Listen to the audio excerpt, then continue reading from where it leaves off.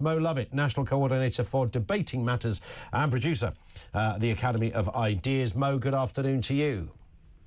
Hi there, Ian. Hi, thanks for having me. It's a pleasure. You know, I said at the very beginning on my intro to all of this, it's utterly bizarre the more you think about it. It's bizarre, it's bonkers, but it's really disappointing that here we are in the 21st century, even discussing the rights of free speech.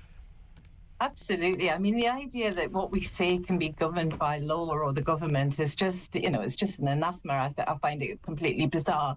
But I think you stole my opening line, actually, because what I was thinking about is, you know, when the Labour government, the first thing Bridget Phillipson did when she came into office was to repeal this law, or she calls it pausing it. But I mean, she was saying she was likely to repeal it at the time because she called it a Tory hate charter, which tells you everything you need to know if you didn't already about Labour's attitude towards free speech. We know that they're not a friend of free speech. However, it's easy to be cynical, but I would broadly welcome this reintroduction of the bill. And I think, as your tagline says, you know, the fact that these 700 academics responded so angrily to the potential repealing of the law is very, very important. Nobel Prize winners, you know, academics like Richard Dawkins, high-profile figures. And I think that's put a lot of pressure on the government. And I think if you think about how intransigent Labour have been in terms of like the farmers stuff, the winter fuel allowance, all those sorts of things, this is the first time you can actually say, okay, maybe they've had pressure from outside, from the population, and they're about to make a U-turn. Obviously, the Free Speech Union have been threatening legal action as well, or they've initiated that. I think the other thing is as well, I mean, I know when the Labour first announced they were considering repealing it, you know, the Guardian were in favour, the Telegraph were angry about it. And that's sort of usual and predictable. But what's interesting today is we've got a third broadsheet now, the Times, which is backing the bill very much and backing free speech as well. And so the fact you've got another serious paper kind of coming down, not just the usual suspects, about, you know, the need to protect free speech. Sure.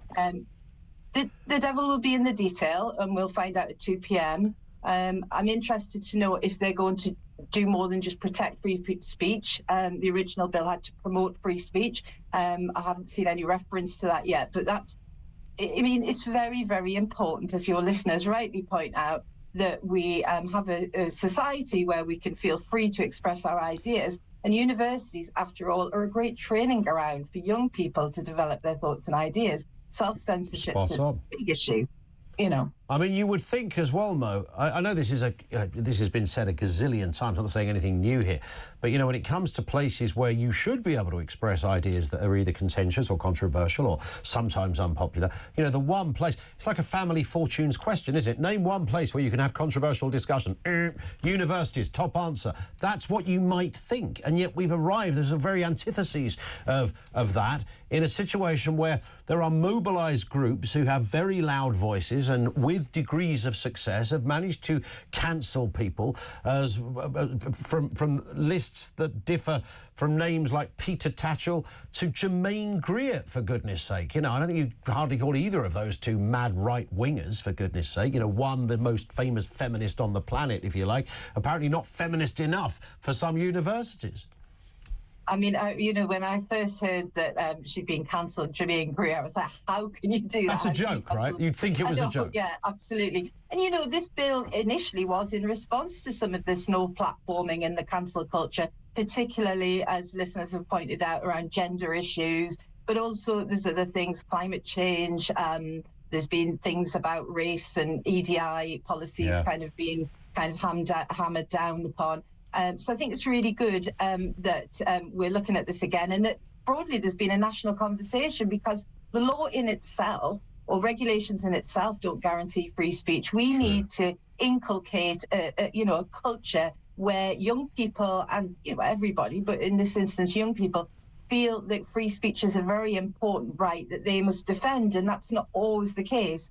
I mean, I work with Debating Matters, as you said in your introduction. I know 16 to 18-year-olds have got strong opinions. They're good at arguing. They can do reasoned debate and all the rest of it. But one of the problems on university campuses has been this issue of self-censorship for fear of being ostracized by peers, fellow students. So I think the fact that we are having this wider debate, not just the change in the law, hopefully, but that we are really sort of reasonable voices as well, because like you say, it's so often, quite often the wokish left will say it's about hate speech and, the far right wanting to be able to platform their views.